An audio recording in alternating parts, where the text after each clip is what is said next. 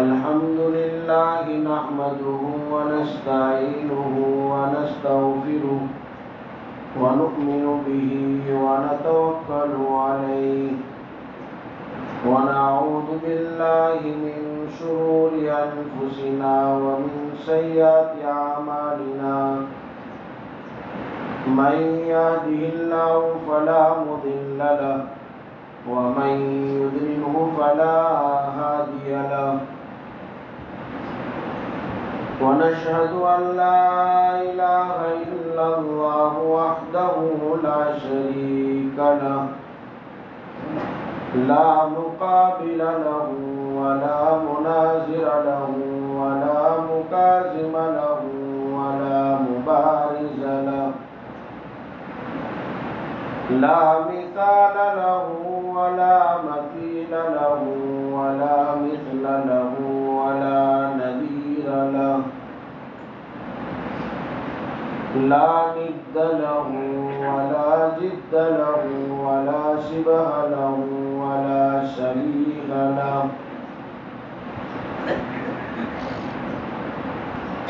ونشهد أن سيدنا وحبيبنا وسندنا ومولانا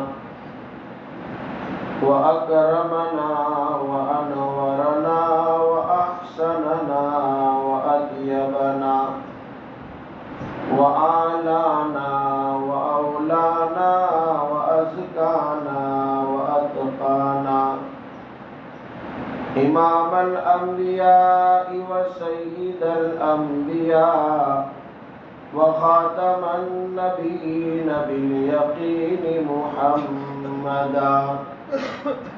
باليقين محمدا عبده ورسوله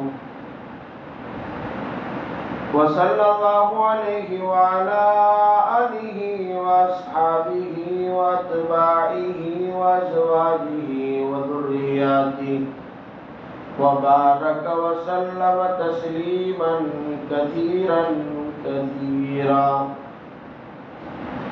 أما بعد فأعوذ بالله من الشيطان الرجيم بسم الله الرحمن الرحيم قل إن الموت الذي تفرون منه فإنه ملاقيكم ثم تردون إلى عالم الغيب والشهادة فينبئكم بما كنتم تعملون وقال الله تبارك وتعالى في مقام آخر يا أيها الذين آمنوا اتقوا الله وقولوا قولا سديدا يصلح لكم أعمالكم ويغفر لكم ذنوبكم ومن يطع الله ورسوله فقد فاز فوزا عظيما وقال رسول الله صلى الله عليه وسلم حاسبوا قبل أن تحاسبوا وموتوا قبل أن تموتوا وقال رسول الله صلى الله عليه وسلم تركت فيكم أمرين لن تزلوا ما تمسكتم بهما كتاب الله وسنة رسوله أو كما قال عليه الصلاة والسلام صدق الله العظيم وصدق رسوله النبي الكريم ونحن على ذلك لمن الشاهدين والشاكرين والحمد لله رب العالمين محترم सामीन किराम, अजीज दोस्तों और बुजुर्गों, सबसे पहले मुझे और आपको अल्लाह तबारक व तआला का शुक्र अदा करना चाहिए کہ اللہ رب العزت نے ہم سب کو ایمان اور اسلام کی دولت سے مالا مال فرمایا ہے۔ بڑی نعمت اللہ تبارک و تعالی نے ہمیں عنایت فرمائی ہے کہ ہمیں ایمان والوں کے گھر میں پیدا فرمایا ہے۔ یہ اللہ کا بہت بڑا احسان ہے۔ مزید اللہ تبارک و تعالی نے ہمیں آخری پیغمبر سرور کائنات احمد مجتبیٰ محمد مصطفیٰ صلی اللہ علیہ وسلم کی امت میں پیدا فرمایا ہے۔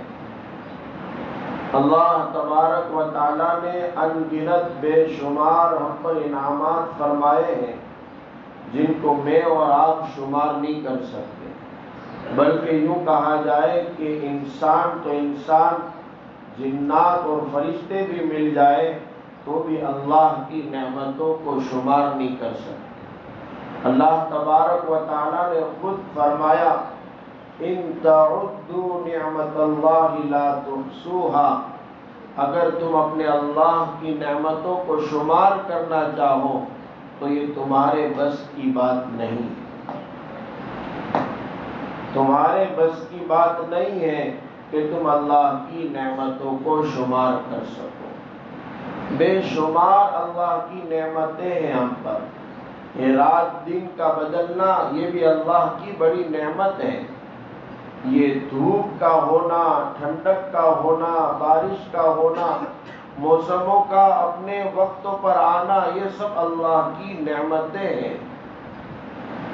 یہاں تک کہ انسان اگر تو اپنے جسم پر نظر ڈالے تو تیرے پیشانی کے بالوں سے لے کر پاؤں کے ناخن تک ایک ایک عضو اور ایک ایک حصہ یہ اللہ کی بڑی نعمت ہے۔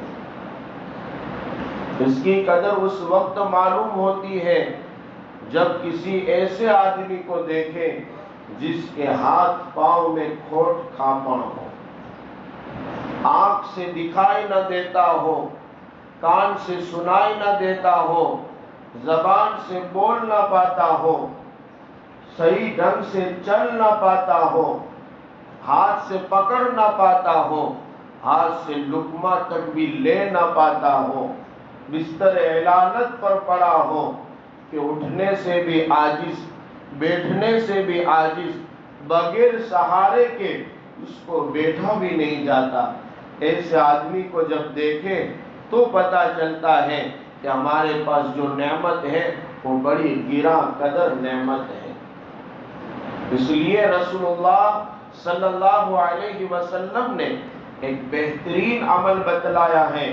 جب کسی بیمار کو ہم دیکھیں، کسی پریشان حال کو دیکھیں، کسی مصیبت زدہ کو دیکھیں، اور میں اس وقت تو کہتا ہوں کہ اگر 108 نکلتی ہوئی نظر آئے تو بھی آپ اس دعا کا معمول بنائیں، اللہ ان تمام مصیبتوں سے آپ کو حفاظت میں رکھے گا۔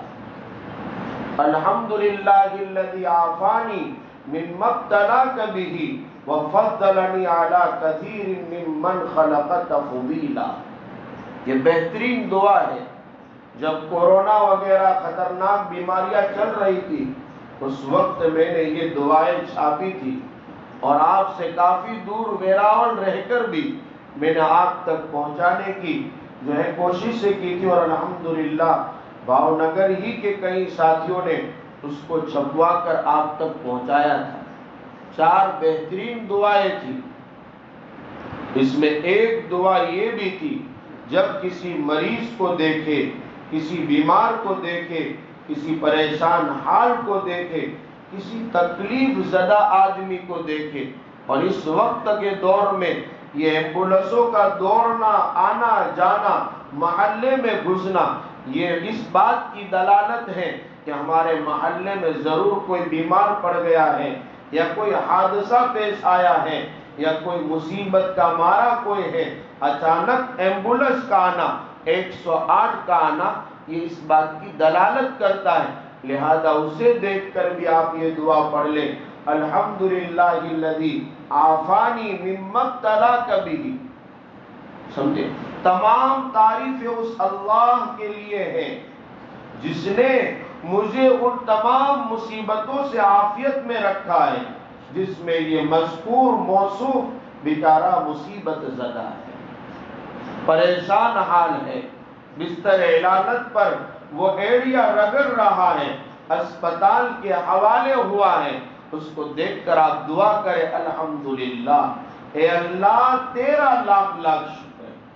ابھی میں آپ کو ایک بات کہوں تو آپ کو بڑی تعجب ہوگی، ہمارے یہاں مشہور ہے، بہت مشہور ہے یہ دعا کہ جب انتقال کی خبریں سنیں تو ہم پڑھیں انا للہ و انا الیہ راجعون۔ حالانکہ یہ اس کا آدھا ٹکڑا ہے، اس کا پہلے والا ٹکڑا کسی کو پتا نہیں ہے، لیکن اگر میں پڑھنا شروع کر دوں تو تم لوگ سب ڈانٹنے لگ جاؤ گے کہ یار ہمارے یہاں انتقال ہوا، مولانا کو خبر دی اور مولانا تو پڑھ رہے الحمدللہ۔ اس کا پہلا ٹکڑا الحمدللہ کہنا۔ ترمذی شریف کی روایت ہے، رسول اللہ صلی اللہ علیہ وسلم کا فرمان ہے کہ جب آپ کسی کی خبر سنیں انتقال کی، اس وقت آپ پڑھیے الحمدللہ۔ اب آپ کہیں گے تو عجیب بات ہے، ہمارے گھر میں انتقال ہوا، مولانا الحمدللہ پڑھ رہے ہیں۔ یہ الحمدللہ ہماری ذات کے لیے ہے کہ ہمارے ساتھی کا یہ تو انتقال ہو گیا، لیکن اللہ نے مجھے بے بقید حیات رکھا ہے، مجھے زندگی ابھی بخشی ہے، میرے پاس ابھی موقع ہے، میرے پاس وقت دریافت ہے ابھی۔ میرا ساتھی تو چلا گیا، میرے متعلقین میں سے ایک ساتھی گیا، میرا رشتہ دار انتقال کر گیا، میرے ساتھ اٹھنے بیٹھنے والا ساتھی انتقال کر گیا، لیکن میں ابھی بقید حیات ہوں، میرے پاس زندگی ہے، میرے پاس ابھی لائف ہے دنیا کی، اس لیے میں یہ الحمدللہ کہتا ہوں۔ لیکن معاشرے میں معروف نہیں ہے، اس لیے الحمدللہ آہستہ کہنا ہے، زور سے مت کہنا، اپنے دل ہی دل میں کہنا۔ یہ دعا جو میں بتا رہا ہوں، یہ دعا بھی زور سے پڑھنے کی نہیں ہے، آہستہ پڑھنے کی دعا، کیونکہ جو آدمی بیمار ہے، جو آدمی مصیبت کا مارا ہے، جو پریشان حال ہے، جو بیماری کی پریشانی میں بیچارہ مبتلا ہے، اس کے سامنے آپ کہیں گے الحمدللہ الذی عافانی مما ابتلاک بہ، اللہ تیرا شکر ہے، اے اللہ تیری تمام تر تعریفیں ہیں، تو حمد اور جو ہے تعریف کے لائق ہے کہ تو نے مجھے عافیت بخشی ہے اس بلا سے جس میں اس ساتھی کو مبتلا کیا ہے۔ تو وہ تو بیچارہ پریشان ہوگا کہ میں جس بیماری میں مبتلا ہوں، مولانا صاحب تو جو ہے اس کے لیے دعا کر رہے ہیں کہ بھئی یہ بیماری میں ہے، اللہ تعالیٰ شکر ہے کہ تو نے مجھے عافیت بخشی۔ وَفَضَّلَنِي عَلَىٰ كَثِيرٍ مِّمَّنْ خَلَقَ تَفْضِيلًا، اور اے اللہ تو نے مجھے تفضیل بخشی ہے، فضیلت بخشی ہے، شرف بخشا ہے تیری مخلوق میں سے کئی لوگوں پر زیادہ۔ اللہ کی کتنی بے شمار مخلوقات ہیں، ان مخلوقات میں سے اللہ نے مجھے عزت دی ہے، اللہ نے میرا سامان دیا ہے، میرا وقار بخشا ہے، مجھے احترام دیا ہے، میری سوسائٹی میں میری ویلیو ہے، یہ اللہ نے بخشی۔ لوگوں کے دلوں میں، لوگوں کے قلوب میں محبت ڈالنے والا اللہ ہے۔ اللہ تیرا شکر ہے کہ تو نے مجھے فضیلت بخشی، تو نے مجھے شرف بخشا۔ اس لیے اگر آپ کسی کے بیمار کی، مصیبت زدہ کی خبر سنیں، یا آپ اس کو دیکھنے جائیں، یا ایمبولنس نکلتی ہوئی نظر آئے، تو آپ آہستہ سے پڑھیں یہ دعا، الحمدللہ الذی عافانی مما ابتلاک بہ وفضلنی علی کثیر ممن خلق تفضیلا۔ بار بار میں پڑھ رہا ہوں تاکہ آپ کو آسانی سے یاد ہو جائے، اور اگر یاد نہ ہو تو آپ میرے نمبر جن کے پاس ہو مجھے واٹس ایپ پر سلام لکھ کر ڈالنا، میں انشاءاللہ وہ چاروں دعا آپ تک پہنچا دوں گا۔ دوسری ایک بہترین دعا ہے، حالات سنگین سے سنگین ہوتے جا رہے ہیں، مسلمان خصوصاً گھبرائے ہوئے ہیں، ڈرے ہوئے ہیں، سہمے ہوئے ہیں، اور اگر ڈرے ہوئے اور سہمے ہوئے نہیں ہیں تو میڈیا ڈرا رہی ہے، واٹس ایپ ڈرا رہا ہے، سوشل میڈیا پر ایسی ایسی خبریں لائی جاتی ہے جس سے مسلمان بیچارہ جو ہے گھبرا جاتا ہے، اس پر کپ کپی طاری ہو جاتی ہے، آئندہ کیا ہوگا، آئندہ کیا ہوگا، آئندہ کیا ہوگا۔ ڈرنے کی کوئی ضرورت نہیں ہے، آپ ایمان والے بن جاؤ، آپ سچے پکے مسلمان بن جاؤ، آپ کا تعلق اللہ کی ذات سے پختہ کر لو۔ خدا کی قسم کھا کے کہتا ہوں کہ کوئی تمہارا بال بکا نہیں کر سکتا۔ تمہارا تعلق اللہ سے مضبوط ہونا چاہیے، ایسا نہیں کہ جیسا کہ صرف رمضانی مولوی بن گئے یا رمضانی مسلمان بن گئے، رمضان آیا تو اللہ اللہ۔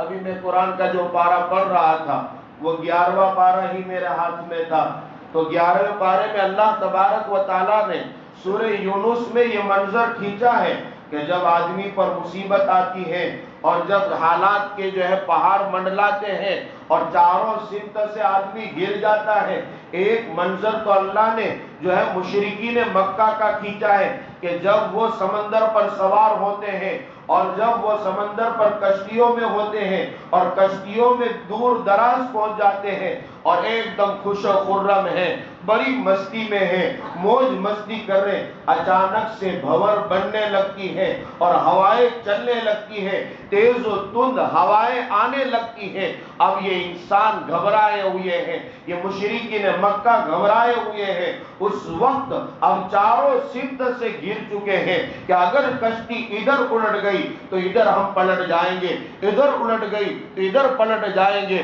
اور جان کے لالے پڑ جائیں گے، بچنا مشکل ہو جائے گا۔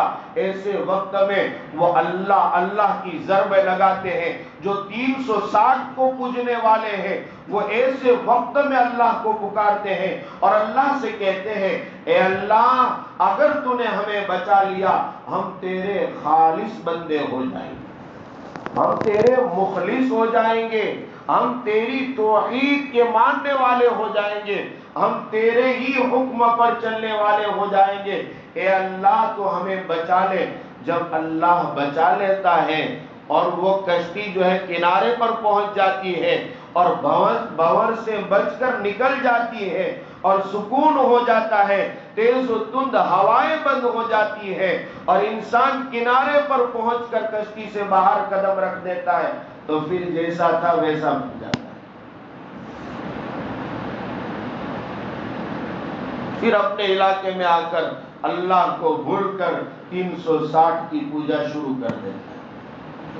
یہ ایک اور منظر اسی صورت میں اللہ نے کھینچا ہے کہ جب انسان پر حالات آتے ہیں، چاروں سمت سے گھیر لیا جاتا ہے اور اب کوئی چھٹکارے کی جگہ، خلاصے کی جگہ نظر نہیں آتی ہے، نکلنے کی راہ دکھائی نہیں دیتی ہے، کہیں کوئی مخرج نظر نہیں آتا ہے، تو ایسے وقت میں انسان اپنے اللہ کا قریب آ جائے، قریب آ جائے، مل کر بیٹھیے تاکہ وہ لوگ بھی ٹھنڈک میں بیٹھ سکے۔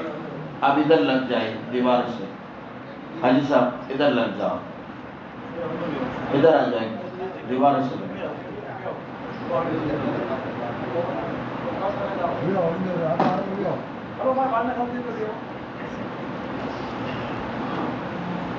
درود شریف پڑھ لیجیے۔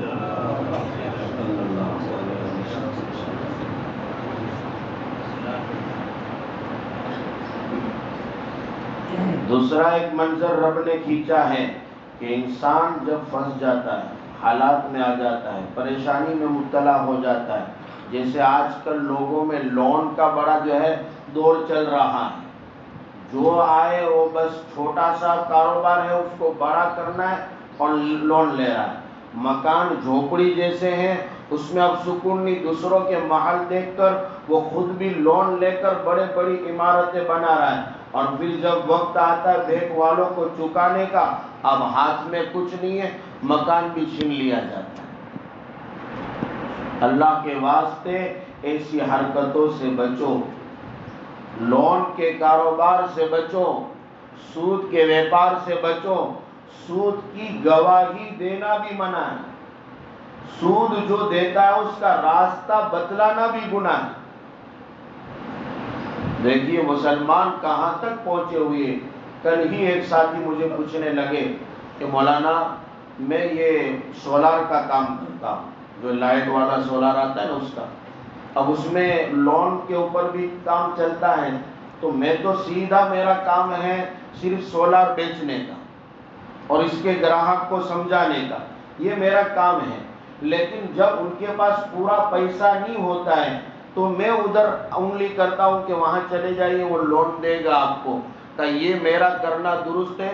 میں نے کہا الدال علی خیرہ کفاعلہ والدال علی شرہ کفاعلہ، کسی کو بھلائی کا راستہ دکھلانا وہ ایسا ہی ہے جیسا کہ آپ بھلائی کر رہے ہیں، اور کسی کو برائی کا راستہ دکھلانا یہ ایسا ہی ہے گویا کہ آپ برائی کر رہے ہیں۔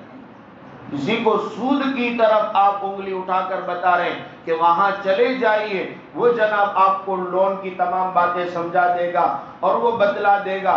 جیسے یہ شو روم ہوتے گاڑیوں کے، اس میں وہ لوگ بیٹھے ہوئے ہی ہوتے، اگر کوئی مسلمان وہاں بیٹھا ہوا ہے اور وہ کہتا ہے کہ یہ بینک والا اچھا ہے، اس سے آپ لون لے لیجئے، کم دیتا ہے، کم اس کا ٹکا ہوتا ہے، یہ کہنا بھی گناہ ہے۔ بلکہ مسلمان کو یہ بتا، اور میں نہیں کہہ رہا ہوں، یہ رسول اللہ صلی اللہ علیہ وسلم کی حدیث میں نے سنائی ہے، آپ علماء سے پوچھئے، الدال علی خیرہ کفاعلہ والدال علی شرہ کفاعلہ، اور اس کے متعلق اللہ خود فرماتا ہے وَلَا تَعَاوَنُوا عَلَى الْإِثْمِ وَالْعُدْوَانِ، اے لوگوں کسی کو گناہوں کے کام پر مدد مت کرو، دشمنیوں کے کام پر مدد مت کرو، اللہ کی نافرمانیوں کے کام پر کسی کی مدد مت کرو۔ تعاونوا علی البر والتقوی، نیکیوں کے کام میں لوگوں کی مدد کیا کرو، اچھے کام کوئی کر رہا ہے اس کی مدد کیا کرو۔ لا تعاونوا علی الاثم والعدوان، لیکن گناہ کے کام پر کسی کی ہرگز مدد مت کرنا، اگر آپ نے مدد کی تو گویا کہ آپ گناہ کرنے والے ہیں۔ نوجوان بھی نظر آ رہے ہیں، ہمارے چھوٹے چھوٹے بھی نوجوانی کی دلیس چڑھ رہے ہیں، ان کے متعلق بھی کہہ دوں، بار بار میں یہ بات کا تذکرہ کرتا ہوں کہ میں بھی فیس بک استعمال کرتا ہوں، ٹویٹر استعمال کرتا ہوں، ایکس استعمال کرتا ہوں، یوٹیوب استعمال کرتا ہوں، اور دیگر جتنے انٹرنیٹ کے ذرائع میں سب استعمال کرتا ہوں، اور میرا مقصد یہی ہے کہ میرا نوجوان اس پر غلط کاریہ میں مبتلا ہو تو میں وہاں انگلی رکھ سکوں اور اس کو سمجھا سکوں اور اس کو بتلا سکوں۔ بار بار میں نے نوجوانوں کو دیکھا، رمضان جیسا مبارک مہینہ، لیکن اس میں بھی گندی تصویریں رکھنے سے گریز نہیں کرتا۔ ایک تو گندی تصویر وہ نوجوان خود دیکھتا ہے، وہ اس کا اپنا گناہ ہے، جب چاہے گا توبہ کر لے گا، اللہ معاف کر دے گا، اور دوسرا اس کا گناہ یہ ہے کہ وہ دوسروں کو گناہ کی دعوت دے رہا ہے۔ وہ گندی گندی تصویریں، گندے گندے ویڈیوز، گندی گندے گانے اور عشقیہ گانے اور شرکیہ گانے، جن گانوں کے ترجموں کا بھی اس کو پتہ نہیں، ٹرانسلیشن کا بھی اس کو علم نہیں ہے، اور وہ اسٹیٹس پر رکھ رہا ہے، وہ اسٹوری پر رکھ رہا ہے، وہ فیس بک پر جو ہے ڈاؤن لوڈ کر رہا ہے، اور طرح طرح کی چیزیں کر ڈال رہا ہے۔ فرمایا رسول اللہ صلی اللہ علیہ وسلم نے الدال علی شرہ کفاعلہ، اب جتنے لوگ اس سے فائدہ اٹھائیں گے اور اس میں ملوث ہوں گے، جتنے گانے دیکھیں گے، جتنے اسٹوری دیکھیں گے، جتنے اسٹیٹس دیکھیں گے، سب کا جرم اس کے نامہ اعمال میں جمع ہوگا۔ اللہ حفاظت فرمائے۔ اس لیے آپ ایسے دور میں اپنے نوجوان بیٹے اور بیٹیوں کو محفوظ رکھیں، موبائل دے کر ان کا الگ بیڈ روم نہ کر دے، موبائل دے کر ان کا الگ بیڈ روم نہ کر دے کہ تم تو مزے سے کھراٹے لے کر سو رہے ہو اور وہ بستر میں گودری اوڑھ کر فلم دیکھ رہے ہیں، اور پھر واویلا مچا رہے میری بیٹی فلاں کے ساتھ بھاگ گئے ہو، فلاں کے ساتھ بھاگ گئی، پھر رونا دھونا کس بات کا؟ پہلے جب کرنا تھا تب دھیان نہیں دیا، اور جب اب سب کچھ ہاتھ سے چلا گیا ہے تو اب رو دھو رہا ہے، حاصل کیا؟ میں عرض یہ کر رہا تھا کہ جب حالات آتے ہیں اور مصیبتیں چاروں طرف سے انسان کو گر لیتی ہیں تو دوسرا منظر اللہ نے کھینچا ہے کہ بندہ پھر وہ جو ہے اپنی کروٹ کے بل بھی سویا ہے، لیٹا ہے تو بھی اللہ اللہ، قعود بیٹھا ہے تو بھی اللہ اللہ، قیام کھڑا ہے تو بھی اللہ اللہ، چل رہا ہے تو بھی اللہ اللہ، ہر جگہ اللہ اللہ کی ضرب لگا رہا ہے، چونکہ اب چاروں سمت سے گر چکا ہے، قرض میں مبتلا ہو چکا ہے، کوئی ہاتھ پکڑنے والا نہیں ہے، بیماری میں لاگیر ہو چکا ہے، کوئی سہارا دینے والا نہیں ہے، مصیبت کا مارا بن چکا ہے، اب کوئی نہیں ہے، اب وہ اللہ اللہ کر رہا ہے، صدائیں بلند کر رہا ہے۔ اللہ کہتا ہے کہ جب یہ صدا بلند کرتا ہے تو میں اس کو پھر وہی حالت بدل کر اچھی حالت میں لے آتا ہوں، تو واپس وہ ایسا ہو جاتا ہے جیسا کہ کل کچھ ہوا ہی نہیں تھا۔ دیکھیں نا، آپ سمجھ رہے ہو میری بات؟ جب حالات آتے ہیں تو کیا ہوتا ہے ہمارا؟ مسجدیں جب بھر جاتی ہیں اور جیسے حالات ٹلے، اب فجر کی نماز میں ایک صف بھی پوری نہیں ہو رہی۔ یہ تو اللہ کا شکر ہے کہ جماعت آ جائے تو ایک آدھی صف نظر آتی ہے، ورنہ ہمارے ساتھی کہاں سو جاتے ہیں کیا پتہ۔ اللہ کے ساتھ تعلق ہی نہیں ہے۔ پھر کہتے ہیں کہ 4 تاریخ کو رزلٹ آئے گا، مسلمانوں کا کیا ہوگا؟ مسلمان اگر سچا مسلمان ہوگا تو اس کا کچھ نہیں ہوگا، مسلمان بھی ہونا چاہیے۔ رسول اللہ صلی اللہ علیہ وسلم نے فرمایا من کان للہ کان اللہ لہ، جو اللہ کا ہو گیا اللہ اس کا ہو گیا۔ اب بتاؤ، جس کا بادشاہ ہو جاوے تو رعایا سے اس کو کیا سروکار؟ کسی نے اس کی بہترین مثال دی ہے کہ اگر یہ زمین و آسمان کے برابر اگر ایک کمان بنا لی جائے اور تمام اشیاء جتنی ہیں اس کا ایک تیر بنا لیا جائے، سمجھے، اور پھر بچنے کی کوئی راہ نہ ہو تو کہاں جا کر بچیں گے؟ عقل مند آدمی نے کہا بچنے کی ایک راہ پھر بھی ہے۔ اگر پوری کائنات کو کمان بنا لیا جائے، تمام اشیاء کو تیر بنا لیا جائے، پھر بھی بچنے کی ایک راہ ہے۔ پوچھا کہ وہ راہ کیا ہے؟ کہا جو تیر چلانے والا اس کے بازو میں کھڑے ہو جائے، جو تیر چلانے والا ہے اس کے بازو میں کھڑے ہو جاؤ، آپ بچ جائیں گے۔ بچ ہی جائیں گے نا بھائی۔ تو جو اللہ ہے، کائنات چلانے والا ہے، جو رب ہے، تمام کا خالق و مالک ہے، جو ہمارا رازق ہے، ہمارا پالنہار ہے، پوری کائنات اس کے قبضے قدرت میں ہے۔ بادشاہ کیا ہوتا ہے، وزیر اعظم کیا ہوتا ہے، اور حاکم کیا ہوتا ہے، رعایا کیا ہوتی ہے، فورس کیا ہوتی ہے، طاقتیں کیا ہوتی ہے، کچھ بھی نہیں اس کے سامنے، سب ہے جو ہے وہ ہمارا مالک ہے۔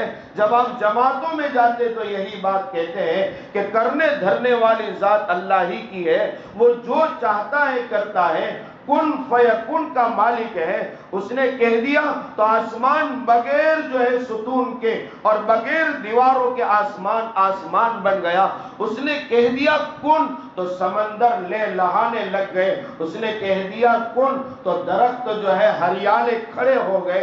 اس نے کہہ دیا کن تو چرند و پرند تیار ہو گئے۔ اس نے کہہ دیا کن تو مادہ کے جو ہے تھنوں میں دودھ آ گیا۔ اس نے کہہ دیا کن تو انسان وجود میں آ گیا۔ اس نے کہہ دیا کن تو یہ کائنات پوری سج گئی۔ وہ کن فیکن کا مالک ہے، اگر اس سے کوئی جڑ جائے تو کوئی اس کا بال بکا نہیں کر سکتا۔ تعلق مع اللہ، اللہ کے احکامات زندہ کرو، اللہ کو راضی کرو۔ جب اللہ کو راضی کرنے والے لوگ اس دنیا میں تھے تو 313 تھے، ہزاروں پر بھاری تھے۔ جب اللہ کو راضی کرنے والے لوگ تھے تو 313 تھے اور ہزاروں پر بھاری تھے، اور سمندروں کی کشتیاں چلی جا چکی تھی، سوار ہونے کے لیے کوئی اشیاء نہیں تھی، تو خود بخود گھوڑوں کو دوڑا دیا تو سمندر پار ہو گئے تھے۔ اور جنگل، وہ بھی افریقہ کا جنگل، جہاں درندے، پھاڑ کھانے والے جانور، عجیب و غریب جانور، ایسے جانور جو انسان کا ایک ہی لقمہ میں اب کام تمام کر دے، ایسے جنگل کے اندر جب صحابہ پہنچتے ہیں اور کہتے ہیں کہ اے جنگل کے رہنے والوں، یہاں کے باشندوں اور یہاں کے درندوں، پھاڑ کھانے والے جانوروں، تم جانتے ہو آج کون آیا ہے یہاں رسول اللہ صلی اللہ علیہ وسلم کے مہمان آئے ہیں، رسول اللہ صلی اللہ علیہ وسلم کے پیروکار آئے ہیں، رسول اللہ صلی اللہ علیہ وسلم کے متبعین آئے ہیں، آپ کی سنتوں پر اپنی جان نچھاور کرنے والے لوگ آئے ہیں۔ آج تو مال کے پیچھے ہم سب کچھ قربان کر دیتے، چاہے بھائی کو قربان کرنا پڑے تو بھائی کو، باپ کو قربان کرنا پڑے تو باپ کو، چچا کو قربان کرنا پڑے تو چچا کو۔ میں یہ سب ایسی عقل بچو باتیں نہیں کہہ رہا ہوں، میں یہ تحقیق کے ساتھ کہہ رہا ہوں، اور میرے کانوں میں ایسی داستانیں پہنچی ہیں جن کو بیان بھی نہیں کیا جا سکتا۔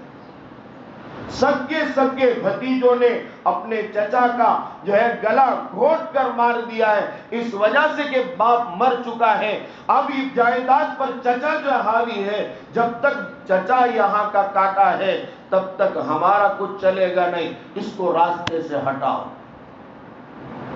سمجھے؟ ایسے جرم کرنے والے، جائیداد کے پیچھے مر مٹنے والے، ان کو کہاں سمجھ میں آئے گا کہ سنتوں پر کیسے مر مٹا جاتا ہے؟ وہ تو صحابہ کی ہسٹری اٹھاؤ، ان کی داستانیں پڑھو، تب پتا چلے گا کہ صحابہ نے ایک ایک سنت کے لیے کیا کیا قربان کیا ہے۔ اپنی جانوں تک کو بھی قربان کر دیا، اپنی اولادوں کو بھی قربان کر دیا، اپنی بیویوں کو قربان کر دیا، اپنے کاروبار کو قربان کر دیا، اپنی عیش و عشرت کو قربان کر دیا۔ کچھ صحابہ تو ایسے تھے کہ جس گلی کوچے سے گزر جائے تو پتہ لگانا ہو کہ وہ صحابی یہاں سے گزرا ہے تو اس کے عطر کی خوشبو سے پتہ لگا دیا جاتا تھا کہ وہ یہاں سے گزرے ہیں، لیکن جب انتقال ہو رہے تو صحیح ڈھنگ کا کفن بھی نہیں۔ کیا قربانیاں ہیں، کس کے پیچھے اتنا لٹا دیا ہے؟ وہ ابو بکر عرب کا سب سے بڑا تاجر، وہ ابو بکر عرب کا سب سے بڑا تاجر، جس نے اپنی تجارت کو اتنا بڑھایا تھا کہ صرف مکہ کی سرزمین پر رہ کر 7 لوگوں کو غلامی میں سے آزادی دلائی۔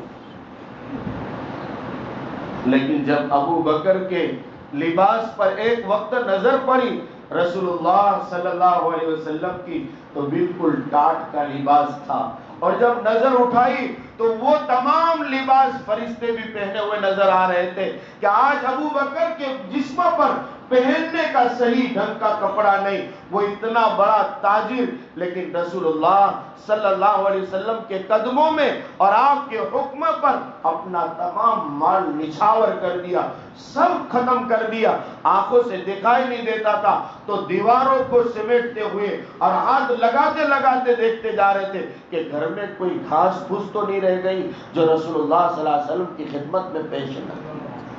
اور آج تو ہم میرا مال، میری جائیداد، میری دکان، میرا مکان، میری دولت، میں سب کچھ سب سے آگے بڑھ جاؤں، میری مٹھی میں پوری دنیا آ جائے، سب کی تمنا ہے، اور پھر رو رہا ہے کیا ہوگا۔ جو اللہ کا اور رسول اللہ صلی اللہ علیہ وسلم کا ہو جاتا ہے، دنیا اس کا بال بیکار نہیں کر سکتی۔ پھر ایک بات اور عجیب بات کہہ دوں آپ کو، ابھی بہت سارے واٹس ایپ کے ذریعے سے اور دوسرے ذرائع سے آپ تک ایک دعا پہنچا رہے ہیں کہ دعا کرو، اللہم لا تسلط علینا من لا یرحمنا ولا یخافوک فینا، اے اللہ ہم پر ایسے آدمی کو مسلط نہ کرنا جو ہم پر ترس نہ کھائے، ہمارے بارے میں آپ سے ڈرے نہیں۔ ان دعاؤں سے کچھ نہیں ہوتا۔ اگر ان خالی دعاؤں سے کچھ ہو جاتا، دیکھیے میں خالی لفظ بول رہا ہوں، کہیں آپ یہ نہ کہنا کہ مولانا نے دعا کا انکار کر دیا۔ ان خالی دعاؤں سے اگر کچھ ہوتا تو رسول اللہ صلی اللہ علیہ وسلم کو نہکتے بے سر و سامان، نہ ہتھیار ہے، نہ سواری کے لیے گھوڑے ہیں، نہ کوئی مضبوط ہے، پاؤں میں چپل تک بھی نہیں ہے، ایسے نہت تھے، کمزور صحابہ کو بدر میں نہ اتارتے، مسجد نبوی دنیا کی مبارک جگہ، اور وہاں بیٹھ کر آپ دعا کر دیتے، اے اللہ ان مشرکین مکہ کو تباہ کر دے، تو تباہ ہو جاتے کہ نہیں؟ آپ نے بھی سبب اختیار کیا، آپ چلے اتنے قدم، آپ نے بھی دھوپ برداشت کی، باری باری صحابہ سواری پر چڑھتے جاتے اترتے جاتے، اور آج دیکھیے شہور میں چلنا بڑا دشوار ہے۔ صبح میں 8:30 بجے باہر نکلا، تب بھی مجھے رومال اوڑھ لینا پڑا، وہ بھی ذرا ماہر تھا، میں نے کہا یار آپ کے یہاں تو 8:30 بجے میں اتنی تیز دھوپ چل رہی ہے، اتنی تیز دھوپ آپ کے یہاں رہتی ہے، اس سے بھی کئی گنا زیادہ مکہ مکرمہ میں، کئی گنا زیادہ۔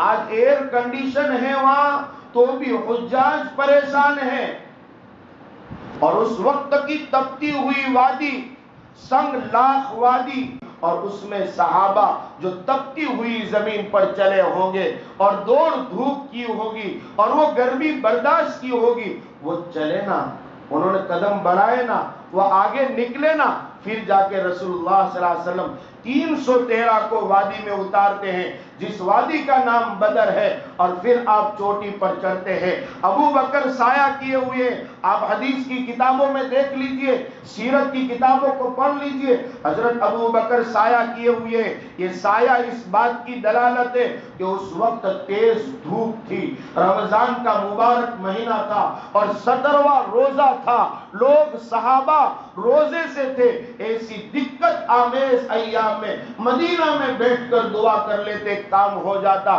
لیکن دعا وہانی کی قدم آگے بڑھا ہے، میدان میں اترے ہیں، اور پھر حضور نے دعا کی ہے، اے اللہ یہ مٹھی بھر جماعت ہے، اگر آج یہ ختم ہو گئی تو پھر قیامت تک تیرا نام لینے والا کوئی نہیں رہے گا۔ اور آج کالی بس کے بھائی اب دعا پڑھ لے، سوارے 10 واگے بھلے اٹھے اور بیٹی نے دعا کر لے، وہاں پر ظہر بھلے چھوٹے، بھائی دعا کر لے، اپنے ہاتھ دعا پڑھ لے، واٹس ایپ میں آئی تھے آنے کی کام بنی جیسے 4 تاریخ میں بہت ساروں رزلٹ آؤٹ ہے۔ میں اس کے لیے ایک لفظ استعمال کرتا ہوں، دعاؤں کو وظائف کہتے ہیں، جو بڑی عمر کے کتابیں پڑھتے ہیں ان کو بتائے کہ وظیفہ کی جمع ہے وظائف، اور فریضہ کی جمع ہے فرائض۔ میں کہتا ہوں بغیر فرائض کے وظائف کام نہیں کرتے، بغیر فرائض کے وظائف کام نہیں کرتے۔ جو اللہ نے فرض کیا ہے اس کو مسلمان ادا نہیں کرتا ہے، اور صرف وظیفہ اور تسبیح گھما لے اور اہل ذکر میں سے ہو جائے اور ذکر کرتے رہے، سب تباہ ہوتا رہے، اور وہ سمجھتا رہے کہ ذکر ہی سب کچھ ہے اور اسی سے کام ہو جائے گا، تسبیح پڑھ لینے سے کام ہو جائے گا، ذکر کر لینے سے کام ہو جائے گا، تو اس سے کچھ کام نہیں ہوتا ہے۔ پہلے فریضہ ادا کرو، بعد میں تمہارے وظائف کام کریں۔ جتنے معمولات ہوں، چاہے کتنے بھی بڑے ولی، چاہے بڑے سے بڑے قطب بھی آپ کو کوئی وظیفہ دے، پوچھ لینا کہ بغیر فرائض کے وظیفہ کام کرے گا؟ بہت فون آتے ہیں، مولانا پریشان حال ہے، کوئی وظیفہ بتا دو۔ میں نے کہا بہترین پہلے فریضہ ادا کرو، بعد میں وظیفہ دے دو۔ نمازیں تو پڑھنی نہیں، صدائیں بلند کی جا رہی، حی علی الصلاۃ، حی علی الصلاۃ، آ جاؤ نماز کی طرف، آ جاؤ نماز کی طرف۔ اور اللہ آگے یہی صدا بلند کرواتا ہے کہ نماز صرف نماز نہیں ہے، حی علی الفلاح، یہ نماز تمہارے لیے فلاح کا ذریعہ ہے، کامیابی کا ذریعہ ہے، تمہارے لیے بہبودگی کا ذریعہ ہے، تمہارے لیے جو ہے عزت اور احترام کا ذریعہ ہے۔ تم نماز کی طرف آؤ گے، حضور نے فرمایا ہم فی المساجد واللہ من ورائہم، جب یہ نمازی نماز پڑھنے چلے جاتے ہیں، جب یہ سب نمازی مسجدوں میں اکٹھا ہو جاتے ہیں، اور نمازی جب مسجدوں میں جمع ہو جاتے ہیں یا نماز پڑھتے ہیں، یہ سب نمازوں میں اللہ ان کے پیچھے ان کا کام بنا رہا ہے۔ تم سمجھ رہے ہو میں نماز پڑھنے جاؤں گا میرا کام بگڑ جائے گا، میں نماز پڑھنے جاؤں گا میری کھیتی باڑی بگڑ جائے گی، میں نماز پڑھنے جاؤں گا میرا کاروبار ٹھپ پڑ جائے گا، میں نماز پڑھنے جاؤں گا میرے دکان کے گراہک بھاگ جائیں گے، میں نماز پڑھنے جاؤں گا تو میرا جو ہے پورا کاروبار ٹھپ ہو جائے گا، برباد ہو جائے گا۔ ارے آقا مدنی علیہ السلام کی زبان مقدس سے جو الفاظ نکلے وہ پتھر کی لکیر ہے، اس میں شک و شبہ کرنا بھی ایمان کا خطرہ ہے۔ آقا نے فرما دیا ہم فی المساجد واللہ من ورائہم، اے لوگو تم مسجدوں میں ہوں گے اور اللہ تمہارے پیچھے تمہارے کام بنائے گا۔ ارے تم ایسی بازار تو کوئی بتاؤ کہ جب اذانیں ہوتی اور مسلمان وہاں سے ہجوم در ہجوم نمازوں کو نکلتے ہو، حکومت تمہاری قائم ہو جائے گی۔ ارے فجر کی نماز میں اتنے جمع ہو جاؤ جتنا جمعہ میں تم جمع ہوتے ہو۔ لوگوں نے جمعہ کو فرض سمجھ رکھا ہے کہ 3 جمعہ چھوڑ دیے تو ہم ایمان سے نکل جائیں گے، لوگ جمع ہوتے ہیں۔ حضور نے فرمایا ایک نماز بھی جس نے جان بوجھ کر چھوڑ دی وہ کفر میں مبتلا ہو جاتا ہے۔ ایک نماز بھی، حدیث ہے، آپ خطبے کی یہاں کتابیں پڑھی جاتی اس میں حدیث پڑھی جاتی ہے، من ترک الصلاۃ متعمدا فقد کفر، جس آدمی نے جان بوجھ کر نماز چھوڑ دی، جس آدمی نے جان بوجھ کر نماز کو ترک کر دیا، فقد کفر، وہ کافر بن جاتا ہے۔ خیر بحثیں الگ الگ ہوئی، لیکن امام احمد ابن حنبل کے یہاں تو حقیقی کافر بن جاتا ہے۔ اس لیے ان کے مسلک میں کہ جو بے نمازی ہو اس کو مسلمانوں کے قبرستان میں دفن بھی مت کرو۔ بے نمازی کی نحوست کی وجہ سے ایک گھر کا بے نمازی 40 گھر کے ارد گرد اس کے جتنے پڑوس سے اس کی نحوست پھیلتی رہتی ہے۔ میں کہتا ہوں میں نماز پڑھ لوں، میرے بچے نماز پڑھ لیں، بس میرا ہی کام ہو گئے۔ دعوت و تبلیغ والے یہی تو دھکے کھا رہے ہیں کہ بھائی ان کو نہیں سمجھائیں گے تو یہ سکھوں کے ساتھ ہم بھی جو ہے جل جائیں گے۔ فکر کرو میرے بھائیوں، اس لیے میں دعائیں بتلا رہا تھا، اس سے پہلے یہ اہمیت بتلا دوں کہ کوئی تمہاری یہ دعا کام نہیں کرے گی جب تک کہ اللہ کا فریضہ ادا نہیں کرو گے۔ اللہ کا فریضہ ادا کرو۔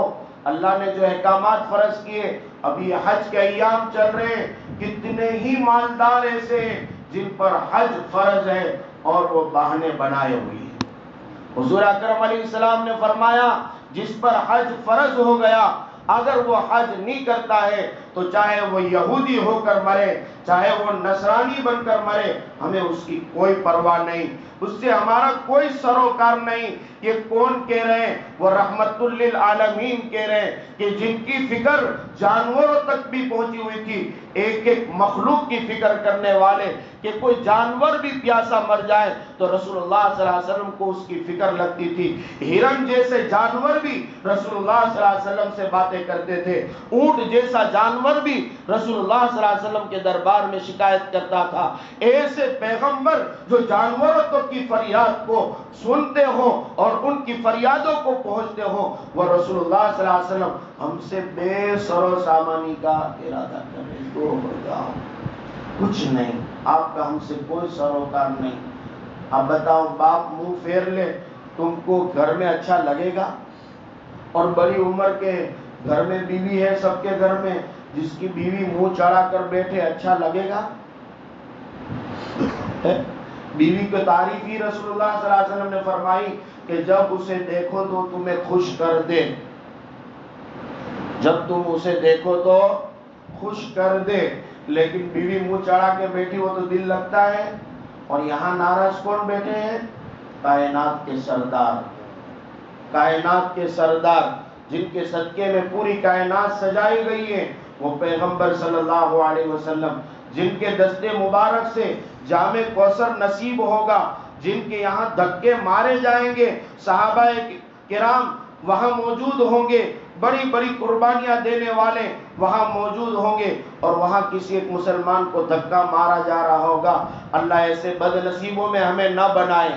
جب دھکا مارا جا رہا ہوگا پھر رسول اللہ صلی اللہ علیہ وسلم کا دل مچل جائے گا، پوچھیں گے کہ یہ تو میرا امتی، اس کو کیوں دھکے مار رہے ہو؟ تو حضور آپ کو پتہ نہیں آپ کے جانے کے بعد اس نے کیا گول کھلا ہے، یہ کبھی آپ کا بنا ہی نہیں۔ ایک پاؤں قبر میں ہے، ایک پاؤں باہر ہے، پھر بھی ایک دم صفن صفا ہے۔ وہاں قبر میں جب پہنچا، میں تو اب تشکیل کرتا ہوں داڑھیوں کی بھی، ہاتھ پکڑ پکڑ کے سمجھاتا ہوں. صرف میں حج کی تشکیل نہیں کہ ہمارا حاجی سلیمان صاحب موجود ہے، ان کو پتا ہے ان کی حج کی تشکیل میں کس طرح کرتا تھا. جب بھی ان کے پاس چندہ لینا جاؤں حاجی سلیمان જ લખું. એમ કે મોલાના હું હજી હજ નથી બોલતે હજ પડવાની છે એટલે જ આપણે લખીએ. الحمدللہ انہوں نے حج کر لیا ماشاءاللہ. تو اس طرح کی ہم تشکیلیں کرتے ہیں. اب داڑھی نہیں رکھتے ان کی بھی تشکیل کرتے، پکڑتے بھائی તારા બાપની તો દાઢી હતી, તમારું ઘર તો દીનદાર હતું, તમારા વાલિદ સાહેબ તો દાઢી રાખતા હતા, તમે દાઢી નથી રાખતા. اور جن کے والد صاحب نے نہیں رکھی تو کہ رسول اللہ صلی اللہ علیہ وسلم دنیا کے سب سے حسین خوبصورت، سب سے زیادہ خوبصورت پوری کائنات میں ایسے خوبصورت کہ حضرت عائشہ فرماتی لنا شمس وللآفاق شمس، لنا شمس وللآفاق شمس، کہہ رہے کہ ایک شمس جو ہے سورج کا جو ہے یہ منظر دیکھیے یہ آسمان کا جو ہے شمس ہے، اور ایک ہمارا شمس ہے شمس السماء تطلع بعد فجر.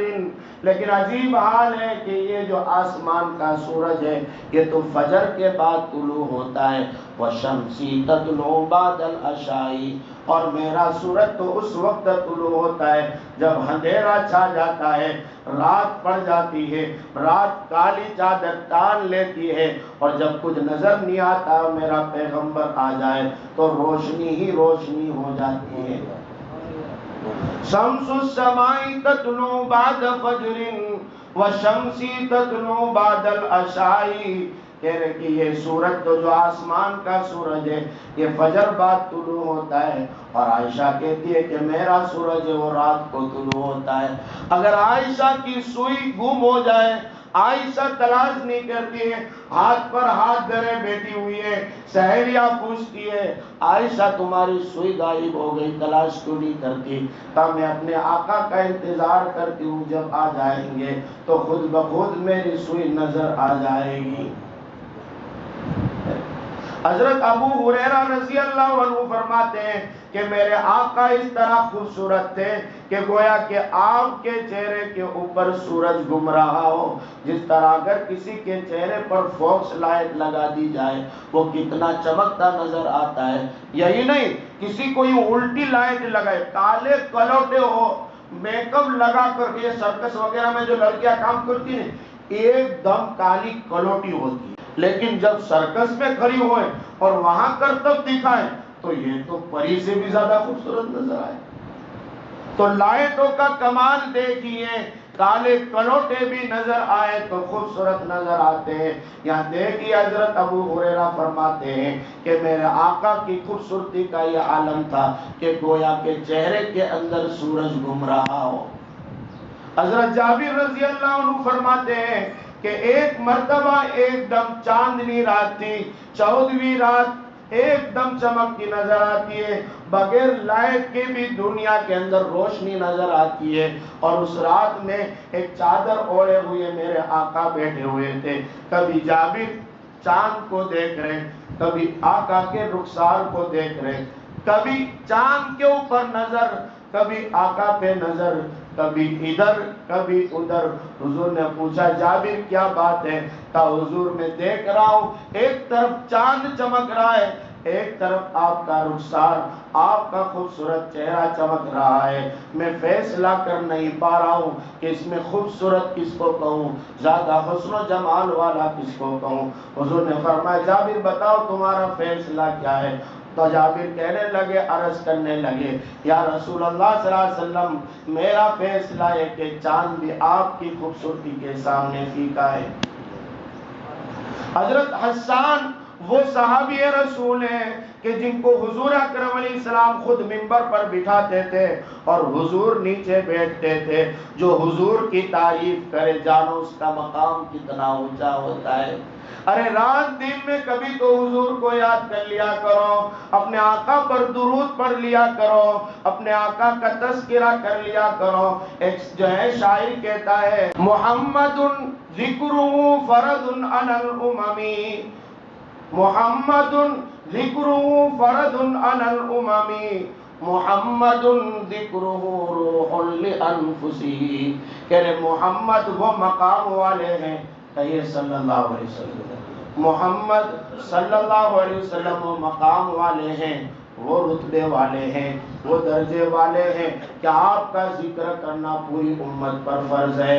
یہاں صبح سے شام ڈل جاتی ہے، شام سے رات ہو جاتی ہے، فلموں کی تذکرے ہوتے ہیں، ایکٹروں کے تذکرے ہوتے ہیں، آئی پی ایل کے اسکور ہوتے ہیں، ورلڈ کپ کی کہانیاں بیان کی جاتی ہے، کتنی وکٹیں کس نے لی ہے، کتنے زیادہ سکس مارے ہیں، یہ سب آوازیں بلند ہوتی محلے میں نظر آتی ہے۔ اور اگر کوئی ایک موبائل چالو کر کے بیٹھ جائے، وہاں ہجوم جمع ہو جاتا ہے، دیکھنے لگ جاتا ہے، کوئی حضور کا تذکرہ کرے، خدا کی قسم ایسے جمع ہو جاؤ تو تمہاری مغفرت کر دی جائے گی۔ رسول اللہ صلی اللہ علیہ وسلم کا ذکر کرنا پوری امت پر فرض ہے۔ وہ شاعر کہتا ہے کہ ذکرہ روح لانفسنا، جب حضور کا ذکر کیا جاتا ہے تو ہمارے روح کو تسکین پہنچتی ہے۔ آج ہر کوئی پریشان ہے، گھر میں حضور کی سیرت پڑھتے ہو جاؤ، تمہارے گھر کے اندر خوشحالی آ جائے گی۔ اپنے آقا کی داستان پڑھو۔ میں لوگوں کو دیکھتا ہوں صبح میں یہ اخبار چاٹتے ہیں، صبح سے لے کر پڑھتے ہیں، اتنی گہری نظر سے پڑھتے ہیں، مجھے لگتا ہے کاش کہ ایسی سیرت پڑھ لیتے تو روزانہ 1 گھنٹہ کم سے کم میرے آقا کے لیے نکالتے تو۔ جس آقا نے میرے لیے آپ کے لیے وہ قربانیاں دی ہیں کہ پچھلے کسی نبی کو ایسی قربانی دینے کی نوبت نہیں آئی۔ اتنا آپ کو ستایا گیا، اتنا آپ کو دھمکایا گیا، اتنا آپ کو مارا گیا، جتنا اوپر کسی پیغمبر کو اور کسی رسول کو نہیں مارا گیا، نہیں اتنا ستایا گیا، نہ ان کو تکلیفیں پہنچی اتنی میرے آقا کو پہنچی ہے۔ پھر بھی میرے آقا میری اور آپ کی فکر کریں، میرا امتی، میرا امتی، میرا امتی۔ اور جب یہاں سے چلے گئے تو میدان حشر میں سب نفسا نفسی کے عالم میں ہوں گے، ہر کوئی پریشان حال ہوگا، سب کو اپنی فکر ہوگی، باپ بیٹے سے منہ موڑ لے گا۔ میدان حشر یہ ہوگا کہ سگا باپ بیٹوں سے منہ موڑ لے گا، سگا بیٹا باپ سے منہ پھیرتا ہوا نظر آئے گا، سگی ماں اپنے بیٹوں سے دور بھاگے گی۔ وہ ماں جب سوتی ہے بھر نیند کے اندر، بیٹا اگر روئے تو ماں کی چیخ نکل جاتی ہے، بیدار ہو جاتی ہے، وہ ماں بھی بیٹوں سے بھاگے گی، شوہر بیوی سے، بیوی شوہر سے، ہر رشتے ناتے تو جو ہے وہاں بھاگتے نظر آئیں گے۔ ایک آواز آئے گی، ربی حبلی امتی، ربی حبلی امتی، ربی حبلی امتی۔ سب کی نگاہیں وہاں جائے گی، دیکھیں تو صحیح آواز کہاں سے آ رہی ہے، تب وہ مقام محمود پر میرے آقا سجدہ ریز ہوں گے اور سجدے میں آپ کہہ رہے ہوں گے، ربی حبلی امتی، اے میرے اللہ میری امت کو بخش دے، اے میرے اللہ میری امت کو بخش دے۔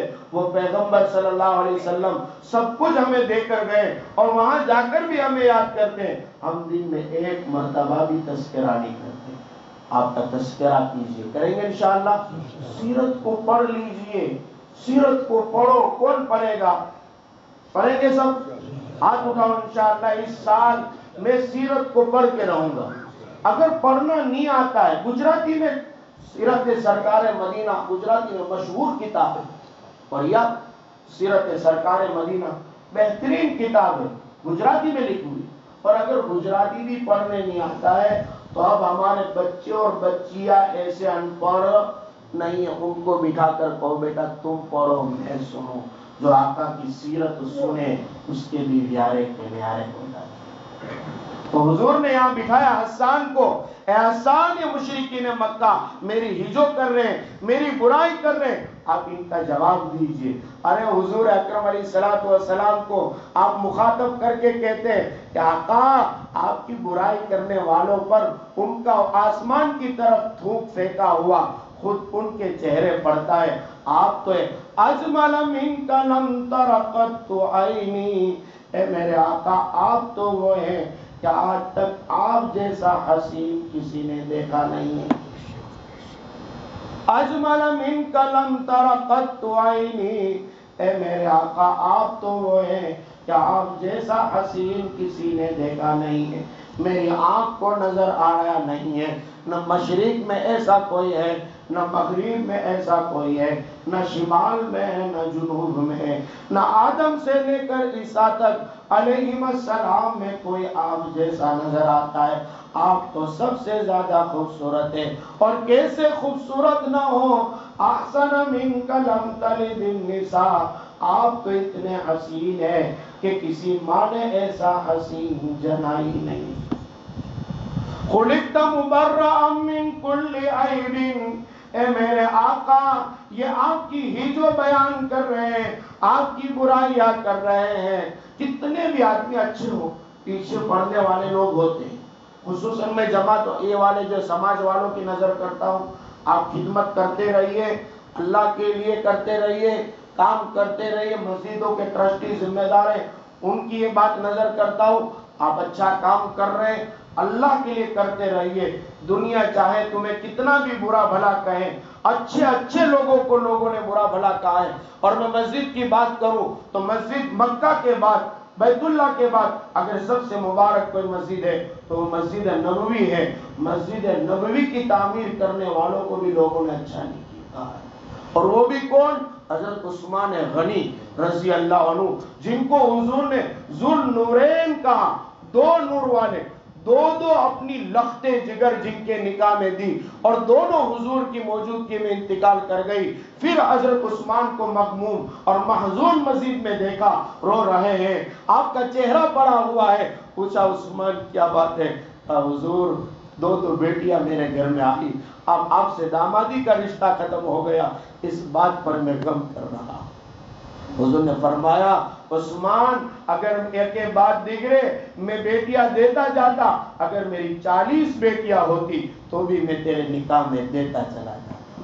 وہ اتنا بڑا مقام والا عثمان، اور عثمان کی حیا اتنی مشہور ہے کہ حضور اکرم علیہ السلام ایک مرتبہ لنگی چڑھا کر بیٹھے، لنگی چڑھا کر، یعنی اتنا کہ سطر نہیں دکھ رہا ہے، آپ کی پنڈلیاں نظر آ رہی۔ دیکھیے ہمارا سطر ہے وہ گھٹنوں سے لے کر ناف تک، یعنی ناف بھی چھپی رہے اور گھٹنا بھی، خصوصاً یہ شوہر والوں کی نظر، اور ہمارے علاقے میں نہانے والوں کی نظر کرتا ہوں، آج سوئمنگ پول میں نہانے جاتے چڈے پہن کر نہاتے، یہ نہانا جائز نہیں۔ آپ کی حیا نظر آ رہی ہے، شرم نظر آ رہی ہے، آپ کا سطر کھل رہا ہے، آپ بے حیائی کا جو ہے معائنہ کروا رہے ہیں، اللہ کے یہاں پکڑ ہوگی۔ آپ کا سطر میں دیکھ لوں میں بھی گنہگار، اور پھر وہی فوٹو اسٹیٹس پر رکھتے ہیں، نہا رہے ہیں، کود رہے ہیں، اور گیت بنا کر اس پر ڈال رہے ہیں، ایسا ہرگز نہ کریں۔ حضور اکرم علیہ السلام کی پنڈلی نظر آ رہی، پنڈلی سطر میں نہیں ہے۔ حضرت ابو بکر تشریف لائے، گھر کی عورتوں نے دروازہ کھٹکھٹایا تو حضور نے پوچھا کہ کون ہے؟ ابو بکر کا دروازہ کھول دو، سمجھے، آ گئے۔ پھر حضرت عمر آئے، حضور اکرم علیہ السلام نے پوچھا کون کا؟ عمر ہے، کا دروازہ کھول دو۔ آپ اپنی حیت پر بیٹھے، وہی حالت ہے، پنڈلی کھلی ہوئی ہے۔ پھر تیسری مرتبہ دروازہ کھٹکھٹایا، پوچھا کون؟ کا عثمان۔ حضور اکرم علیہ السلام سیدھے بیٹھ، آپ نے اپنی جو پنڈلیاں ڈھانپ لی اور آپ سیدھے بیٹھ گئے عثمان کے سامنے۔ وہ عثمان جب وہ اندر تشریف لائے، پوچھنے والوں نے پوچھا یا رسول اللہ صلی اللہ علیہ وسلم، ابو بکر آئے تو آپ ایسے ہی بیٹھے رہے، عمر آئے تو آپ ایسے ہی بیٹھے رہے، عثمان آئے تو آپ کیسے سنبھل گئے؟ کہے لوگوں، عثمان وہ ہیں کہ جس کی حیا کا یہ عالم ہے کہ فرشتے بھی اس سے شرم کرتے ہیں۔ ایسا عثمان تھا، لیکن لوگوں نے انہیں بھی بخشا نہیں۔ ان کی شہادت کا جو مقام ملا ہے اور جو مدینہ کے اندر آپ کو شہید کیا گیا ہے، اس کا ایک سبب یہ بھی تھا کہ آپ نے مسجد نبوی کی تعمیر کروائی تھی، اور لوگوں نے یہ الزام ڈالا تھا کہ یہ مال غنیمت میں سے لیا ہے، حالانکہ عثمان غنی نے پورا پیسہ اپنی ذات کا خرچ کیا، لیکن لوگوں نے تب بھی نہیں چھوڑا۔ اس لیے میرے بھائیوں، گھبرائے نہیں، کام کر رہے کرتے رہو، قدم بڑھاتے رہو، لوگوں کی خدمات کرتے رہو، پیچھے بھوکنے والے بھوکتے رہیں گے۔ ہاتھی چلتا ہے، میں کتاب عربی سوم میں پڑھتا تھا، وہاں مولانا اعزاز صاحب امروہی رحمت اللہ علیہ نے بڑی مثال دی ہے کہ سورج کے سامنے کوئی تھوکتا ہے، تھوک اس کے منہ پر پڑتا ہے، اور ہاتھی چلتا ہے، پیچھے کتے بھونکتے رہتے ہیں. ہاتھی اگر ان کے بھونکنے کا جواب دیتا رہے گا تو کب تک چل پائے گا؟ اس لیے آپ چلتے رہیے، بھونکنے والوں کو بھونکنے دیجیے، خدمات روکیے نہیں. حضور اکرم علیہ السلام پر یہ مشرکین مکہ بھونک رہے ہیں اور حضرت حسان کو بٹھایا ہے. خلقت مبرأ من کل عیب، اے میرے آقا یہ کیا آپ کا عیب بیان کرے، آپ کی برائی کیا بیان کرے، آپ تو وہ ہستی ہے کہ آپ میں ذرہ برابر کوئی عیب نہیں ہے. کأنک قد خلقت کما تشاء، اے میرے آقا ایسا لگتا ہے گویا کہ اللہ نے آپ کو پوچھا ہے میرے آقا بتاؤ آپ کی ناک کتنی خوبصورت بناؤں، آپ بتاؤ آپ کے کان کس طرح جو ہے خوبصورت بناؤں، آپ کی پیشانی کیسی مبارک بناؤں، آپ کی انگلیاں کیسی بناؤں کہ وقت کی ضرورت پڑے تو آپ تھوڑے سے پانی میں انگلیاں ڈال دے اور فوارے نکلنے لگ جائے، آپ انگلی چاند کی طرف بڑھائے تو چاند بھی پھٹ کر نظر آ جائے، اگر آپ ڈوبتے سورج کو انگلی کا دکھائے تو ڈوبتا سورج بھی علی کی نماز قضا ہونے والی تھی وہ اوپر اٹھ کر نظر آ جائے. اگر انس کا دسترخوان خراب ہو جاتا ہے، انس جو ہے آگ میں پھینک دیتے ہیں اور آگ کے اندر تمام میل ختم ہو جاتا ہے. پوچھنے والے پوچھتے ہیں انس یہ دسترخوان کیسا ہے، آگ میں ڈالنے کے بعد بھی نہیں جلتا ہے. انس فرماتے ہیں کہ یہ دسترخوان کوئی کمال کا نہیں ہے، یہ دسترخوان وہ مبارک دسترخوان ہے جس پر آقا مدنی کے دستے مبارک لگے ہوئے ہیں. ارے جس پر آقا کے ہاتھ لگ گئے ہو وہ دسترخوان کو دنیا کی آگ کیا جلا پائے گی. وہ آقا مدنی علیہ السلام جن کے ہاتھ اٹھ گئے ہو، ادھر ابو ہریرہ نے فریاد کی ہو، ابو ہریرہ گھر نہ پہنچے اس سے پہلے ماں ایمان میں داخل ہو جائے. سمجھے؟ انک خلقت کما تشاء، آپ تو ایسا ہے جیسا کہ آپ چاہتے گئے ہو. حضور میرے قدم، اللہ میرے قدم ایسے بنانا، میری آنکھیں ایسے بنانا، میری زبان ایسی بنانا، میرے کان ایسے بنانا، میری پیشانی ایسے بنانا، میرے بال ایسے بنانا، یہ خوبصورتی کا عالم ہے.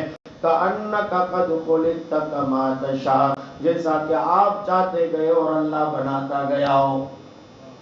یصورکم فی الارحام کیف یشاء، وہ اللہ جیسا چاہتا ہے ہر انسان کو بناتا ہے، جیسا چاہا اس کو کالا بنا دیا، کسی کو گورا بنا دیا، کسی کو ٹھگنا بنا دیا، کسی کو لمبا بنا دیا، کسی کو جو ہے خوبصورت بنا دیا، کسی کو کیسا بنا دیا اس کی طاقت ہے.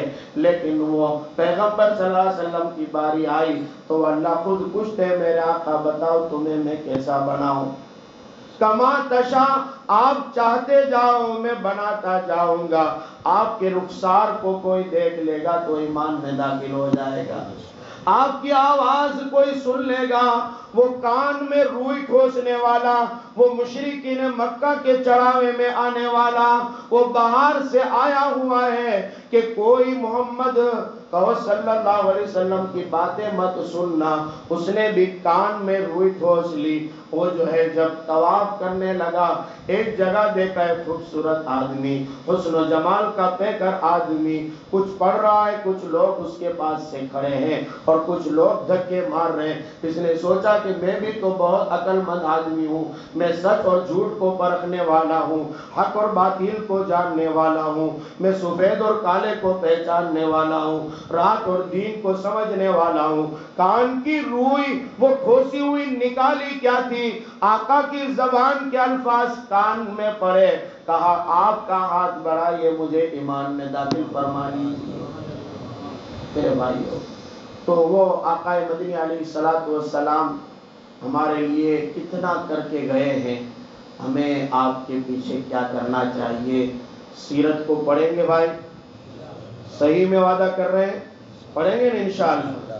ہاں آئندہ اگر کبھی ملاقات ہو تو میں پوچھوں گا کہ کن کن نے پڑھنا شروع کیا اور کن کن لوگوں نے سننا شروع کیا، پتہ تو لگے کہ ہم کیا پڑھ رہے ہیں. تو رسول اللہ صلی اللہ علیہ وسلم کی سیرت سے بہت کچھ سیکھنے ملتا ہے. میں اصحاب بدر کا تذکرہ کرتے کرتے وظائف چھوڑ گیا. 3 وظیفے بتا دیتا ہوں، حالات کتنے بھی سنگین ہوں، فرائض کے ساتھ ان وظیفوں کو پڑھیے، انشاءاللہ آپ کا کوئی بال بیکار نہیں کر سکتا۔ نمبر 1، جب صبح کرو تو آپ پڑھتے رہو بسم اللہ الذی لا یضر مع اسمہ شیء فی الارض ولا فی السماء وہو السمیع العلیم۔ فجر کی نماز کے بعد پڑھنا ہے 3 مرتبہ۔ حضور اکرم علیہ الصلوۃ والسلام کا فرمان ہے، میں بتا چکا ہوں کہ آپ کا فرمان پتھر کی لکیر، آپ کی بات میں شک کرنے والا اس کے ایمان کے خطرے ہیں، یقین کے ساتھ پڑھو۔ حضور نے فرمایا شام تک اسے کوئی چیز نقصان نہیں پہنچا سکتی۔ اور کیا فرمایا؟ دعا کا ترجمہ سنیے، بسم اللہ الذی لا یضر مع اسمہ، بسم اللہ الذی لا یضر مع اسمہ، میں شروع کرتا ہوں صبح اس اللہ کے نام سے کہ اس کے نام کے ساتھ کوئی چیز تکلیف نہیں پہنچا سکتی۔ کون سی چیز؟ فی الارض، چاہے وہ زمین میں ہو، زمین کے پھاڑ کھانے والے جانور ہو، یہ 5-6 فٹ کا انسان کیا طاقت رکھتا ہے، بڑے بڑے بھاری بھرکم جانور، درندے، جنات بھی آپ کا کچھ بگاڑ نہیں سکتے اگر آپ کا یقین ہے فی الارض، زمین میں جتنی بھی مخلوق ہے وہ آپ کا کچھ بگاڑ نہیں سکتی۔ حکومتیں آپ کا کیا بگاڑ سکتی ہے؟ 4 تاریخ پر کیا رونا روتے ہو؟ یقین اللہ کی ذات پر رکھو اور پیروی رسول اللہ صلی اللہ علیہ وسلم کی کرو اور ان دعاؤں کا آپ معمول بناؤ، کوئی تمہارا بگاڑ نہیں سکتا۔ فی الارض، اور زمین کی بات نہیں، ولا فی السماء، آسمان سے فرشتے بھی تمہیں نقصان پہنچانے آ جائے، تکلیف دینے آ جائے تو بھی وہ نقصان نہیں پہنچا سکتے۔ وہ ابراہیم کا یقین تو دیکھیے، نمرود نے آگ جلائی ہے، یہ حج کا موسم چل رہا ہے، ابراہیم علیہ السلام کی جو ہے یادیں منائی جاتی ہے، قربانیاں انہی کی یادیں ہیں۔ وہ ابراہیم کی داستان سنیے، نام آج تک کیوں باقی ہے، ان کے پاس یقین اتنا پختہ تھا۔ آگ جلائی، ڈالنے کی باری آئی، گوفن لگایا گیا، کوئی انسان تو کیا، چرند و پرند بھی اس آگ کے قریب نہیں جاتے تھے، گوفن لگایا گیا، حضرت ابراہیم کو اس میں بٹھایا گیا، اب پھینکنے کی باری ہے، جبرائیل امین آئے، اور ابراہیم کوئی ضرورت ہے، کوئی کام کاج کی، کوئی مدد کی ضرورت ہے، کہاں سے آئے ہو؟ کہا علیم بذات الصدور کے پاس سے آئے، سمیع بصیر کے پاس سے آئے۔ کہا کس کے پاس سے آئے ہو؟ کہا جو دلوں کے بھید جانتا ہے، جو دیکھنے والا ہے، جو سننے والا ہے، اس کے پاس سے آیا ہوں۔ کہا جبرائیل چلے جاؤ، تمہاری مدد کی مجھے کوئی ضرورت نہیں، جب اس اللہ کے پاس سے آئے ہو وہ مجھے دیکھ بھی رہا ہے، مجھے سن بھی رہا ہے، میرے دل کی مایا کو جان بھی رہا ہے، وہ میری مدد کرے گا۔ اور مدد کیسی کی؟ ادھر ابراہیم کو ڈالنے کی باری آئی، آگ تک پہنچے نہیں، اس سے پہلے آواز آ گئی، یا نار کونی بردہ وسلاما علی ابراہیم، اے آگ ٹھنڈی اور سلامتی والی ہو جا میرے ابراہیم خلیل پر، کہو علیہ السلام۔ سمجھے؟ یقین ایسا رکھو، دعا پڑھنے کے ساتھ یقین ہو اللہ کی ذات پر، وہ کرے گا۔ وَلَا فِي السَّمَاءِ وَهُوَ السَّمِيعُ الْعَلِيمُ، وہ سننے والا، وہ جاننے والا، پھر اس کا کون بال بکا کر سکتا ہے جب وہ مجھے سن رہا ہے اور وہ مجھے جان رہا ہے۔ دوسری دعا، جب بھی صبح کرو، رسول اللہ صلی اللہ علیہ وسلم اپنے 2 لختے جگر، نواسائے رسول حضرت حسن و حسین رضی اللہ عنہ کے سر پر یہ دعا پڑھ لیا کرتے تھے، اعوذ بکلمات اللہ التامات من شر ما خلق، کہ میں پناہ چاہتا ہوں اللہ کے مبارک کلمات کے ذریعے سے ان تمام مخلوق کے شر سے جو اللہ نے بنائی ہے۔ ایک دعا، ایک تیسری دعا بیان کر کے میں اپنی بات ختم کرتا ہوں، وہ سن لیجئے بس۔ میں آج پارہ پڑھ رہا تھا 11واں، اس میں وہ پارہ ختم ہوا، توبہ والا، سورہ توبہ 10ویں پارے سے شروع ہوتی ہے، اس لیے دعا بتا دوں، بہت قیمتی دعا۔ حسبی اللہ لا الہ الا ہو علیہ توکلت وہو رب العرش العظیم. یہ دعا صبح میں 7 مرتبہ پڑھ لیا کرو. حضرت ابو درداء رضی اللہ عنہ بیان فرماتے ہیں کہ جو صبح میں 7 مرتبہ پڑھ لے گا شام تک اس کو دنیا جہاں کی کوئی فکر کرنے کی ضرورت نہیں ہے. میرے کاروبار کا کیا ہوگا، میرے مال کا کیا ہوگا، میرے بال بچوں کا کیا ہوگا، فلاں تاریخ کو کیا ہوگا. جو صبح میں فرائض ادا کرتے ہوئے ان کو پڑھ لے گا شام تک اسے کوئی تکلیف نہیں ہوگی، اور شام کو پڑھ لے گا صبح تک اسے کوئی تکلیف نہیں ہوگی. کریں گے بھائی؟ اللہ تبارک و تعالی کہنے سننے سے زیادہ عمل کرنے کی توفیق عنایت فرمائے. علیکم. ہمارا ٹور انشاءاللہ ہر مہینے جاتا ہے. آپ کو یا آپ کے پریوار کو جانا ہو تو ہمارا پہلی بار کانٹیکٹ کریں.